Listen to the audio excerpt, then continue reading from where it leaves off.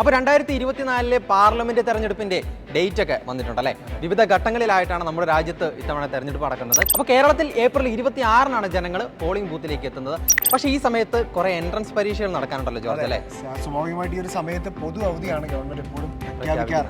അപ്പോൾ നമ്മുടെ രാജ്യത്ത് നടക്കാൻ പോകുന്ന ഏറ്റവും പ്രധാനപ്പെട്ട പരീക്ഷകൾ നീറ്റ്, ജെഇ അഡ്വാൻസ്ഡ്, അതുപോലെ തന്നെ ജെഇ മെയിൻ്റെ സെഷൻ 2 വരാനുണ്ട്, CUET വരാനുണ്ട്.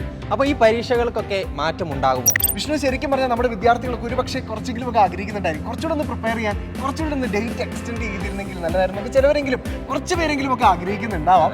പക്ഷേ എനിക്ക് അവരോട് പറയാനുള്ളത്, നമ്മുടെ നീറ്റ്, ജെഇ മെയിൻ, CUET എന്നീ പ്രവേശന പരീക്ഷകൾക്ക് ഒരു മാറ്റവുമില്ല. ഇതുവരെ നിലവിൽ നമുക്ക് ലഭിച്ചിരിക്കുന്ന വിവരം അനുസരിച്ച് ഒരു മാറ്റവുമില്ല. കൃത്യം ദിവസം കൃത്യം പറഞ്ഞ സമയത്ത് തന്നെ നമ്മുടെ നീറ്റ്, ജെഇ മെയിൻ, അതുപോലെ തന്നെ നമ്മുടെ CUET എൻട്രൻസ് എക്സാമുകൾ നടക്കും.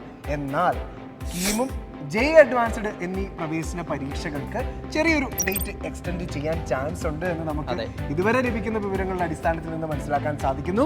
അതായത് കേരള എഞ്ചിനീയറിംഗ് പരീക്ഷ ജൂണിലേക്ക്, അതായത് തെരഞ്ഞെടുപ്പൊക്കെ കഴിഞ്ഞ് ഫലപ്രഖ്യാപനമൊക്കെ കഴിഞ്ഞ് ജൂണിലേക്ക് നടത്തുമെന്നാണ് ഇപ്പോൾ അറിയാൻ കഴിയുന്നത്. അതുപോലെ തന്നെ ജെഇ അഡ്വാൻസ്ഡ് മെയ് 26-നായിരുന്നു നടത്താനിരുന്നത്. ആ പരീക്ഷയെ മാറ്റാനുള്ള സാധ്യത, നല്ല സാധ്യത ഉണ്ട് എന്നാണ് നമുക്ക് കിട്ടിയേക്കുന്ന വിവരങ്ങൾ വെച്ചിട്ട് നമുക്ക് മനസ്സിലാക്കാൻ കഴിയുന്നത്.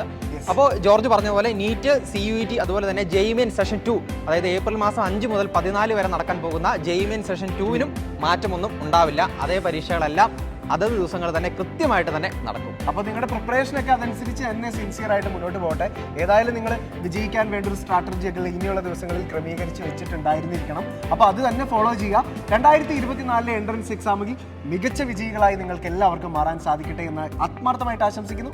എല്ലാവർക്കും ഓൾ ദി ബെസ്റ്റ്.